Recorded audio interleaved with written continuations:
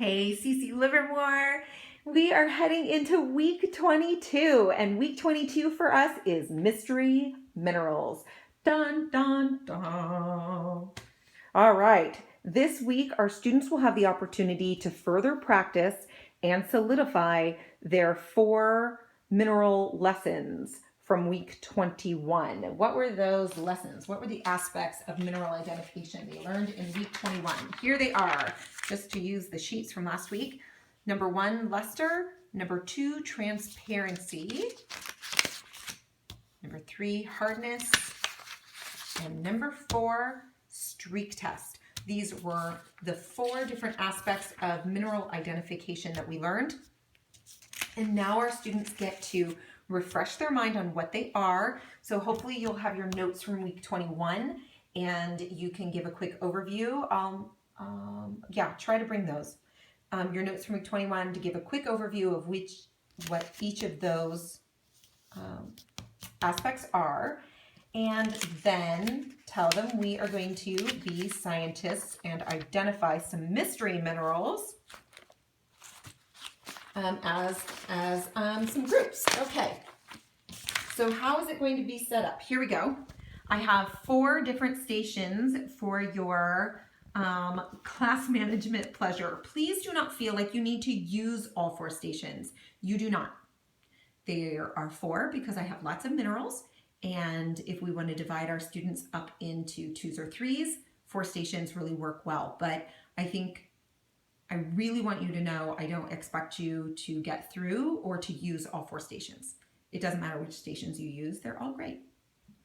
Okay, so the other thing to know is we are going to be sharing supplies. I really wanted each station to have their own individual set of supplies. And alas, given my unexpected departure to Indiana for the week, I was not able to find those from the last cycle. So they're going to share them.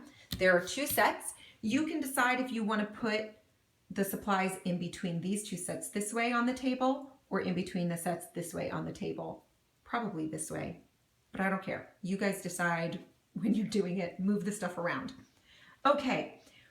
Then the next thing to decide is how you're going to run it. If it was me, I would run it by doing 1 set as a demonstration as a class collectively to walk them through the process of what we're doing and to get their minds working in the right direction.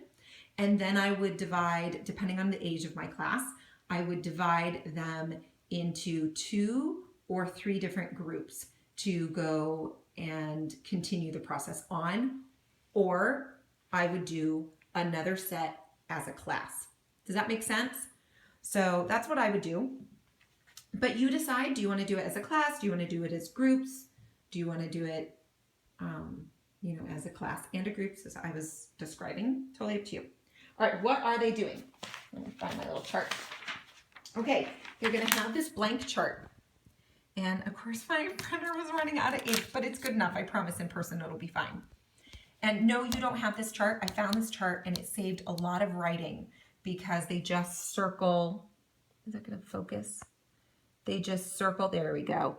They just do the streak and they circle it. Okay, so the process is ignore this. They do not have to draw the mystery mineral. What they want to do is they want to take a mineral and put it there and go ahead and do the streak test. So the streak test for this, let's see if I can do it one-handed.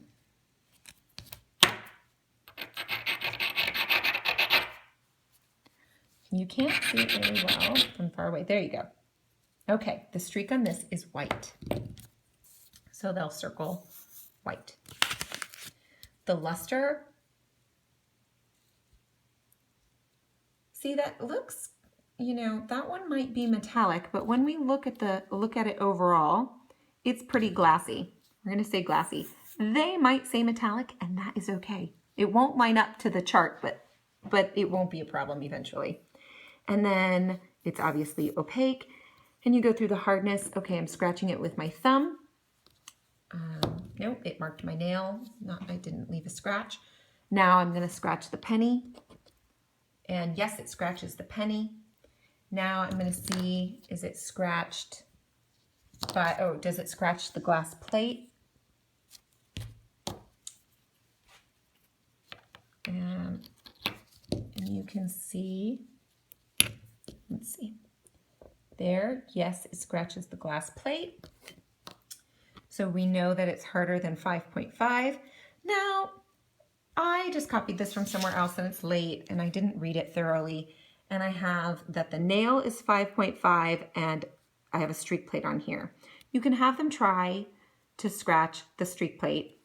This mineral, however, does not scratch my streak plate. However, on the mineral identification chart, it shows a 7, which means that it should scratch the streak plate.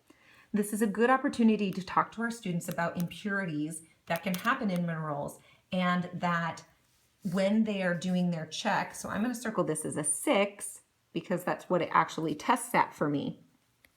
But when I'm completely done with my chart and I go over here to try and translate what mineral is what, I really need to be looking at plus or minus 1 here on the hardness, that this is an approximate. So here I have 6 and here is 7, and that is okay. This is still tourmaline. Does that make sense? Hopefully it does. Because again, impurities and not every single mineral is exactly the same. These are just guidelines to help us figure out which is which. So then I'll take, so I'm going to finish my chart. I'm going to do my chart. Tourmaline, this one goes there. Let's see. I finished this a moment ago. That is, oops. Okay, so I've put all my minerals here. We've circled the things on the chart. There we go. Now, I hope this doesn't get too complicated. Really, this is going to be what we make of it. And the last time around, the kids had a ton of fun with this. So did the tutors. So I hope you can have fun with this. But I want to show you the steps in it so that you can gauge whether or not a parent can really be helpful. Okay, so then they're going to match up. All right. I wish I would have done it vertically so it would align with this, but I didn't. We'll just have to be flexible. Okay, so this one is white streak, glassy, opaque, and about a 6. So white streak, glassy, opaque. Here we go. White streak, glassy, opaque, 7. Yep, that's close enough. So this is tourmaline. So I'm going to take this and put that there. Okay, and then I'm going to do the same thing. Okay, this is a red streak. Red streak is here. Okay, it's dull. It's opaque. The hardness is about a 6. Okay, good. This is hematite, because it says that right there. And then they go through the process and do that. Ta-da! Set 1 is completed, and then you just can come over and check it. You'll have a master cheat sheet of all of them. And the order that they're, yeah, you'll just have to check it. It'll be good. You guys will be great. I know you will. I know you'll totally be great. Okay, so that's that. Now, please have the students, if they work in groups, write everybody's name on the paper, and I will go ahead and make copies for binders. And then if they end up having time for more than one station, the papers are double-sided so that they can use both sides. Does that make sense?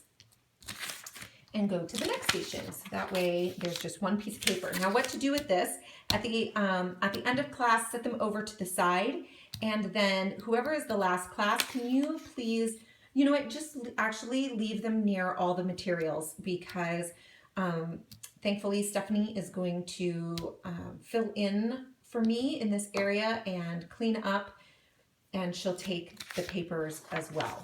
So I think that is that. Oh, please, 2 things. Do you see this? No, let's see. See if you can see it. Do you see that? That scratchy back and forth scratching. This was this was a non-directed student. I would like us to have students that are a little more directed, or the student was not paying attention, but I would like to give them direction on how to use the materials. And the way to use the materials is to not go crazy with them. And we certainly don't need to take a nail and be scratching on the materials. We really want to use them respectfully. We want to use them as scientists. We want to use self-control and the good scientific process that's thoughtful and focused. So please set that expectation with your students, and then please set that with your parents and give them permission, and then you also just have students take a break if they need to, because we really want to teach them self-control and respect for the materials. I will also have some baby wipes there, so when you are done at the end of class, please clean up. Please clean up and have, oops, my camera went all white. There we go. And put the materials back onto the plate as you found them. And then wipe off the streak tiles so that way they are ready for the next class. I think that's it. I'm really excited about week 22. I hope you guys have fun with it. I know it's a little more dialectic in taking something that they've learned and then applying it and trying to uncover, but I do think they'll enjoy it. If you want to run your class in a different way than what I have set up here, please go right ahead. This is just what I have available for you. And is there anything else? I think that's it, girls. Thank you so much. I am really praying for you. I'm going to miss you this week. And I will be available for any questions though. Send me an email, send me a text, send me a Voxer. Starting on Wednesday, I'll be very available. I'm going to be on either Eastern or Central time zone. I'm not sure, but my phone goes on to silent. Actually, it goes completely quiet. It goes on to like do not disturb at 10:30. So no matter what time zone I'm in at 10:30, it goes on to do not disturb. So if you call me or text me or Voxer me, the only way I would even hear a peep is if I won't, but the only ways I would know is if I was awake and I looked at my phone. So feel free to call or Voxer or text anytime. All right, have fun. We're going to miss you. Bye.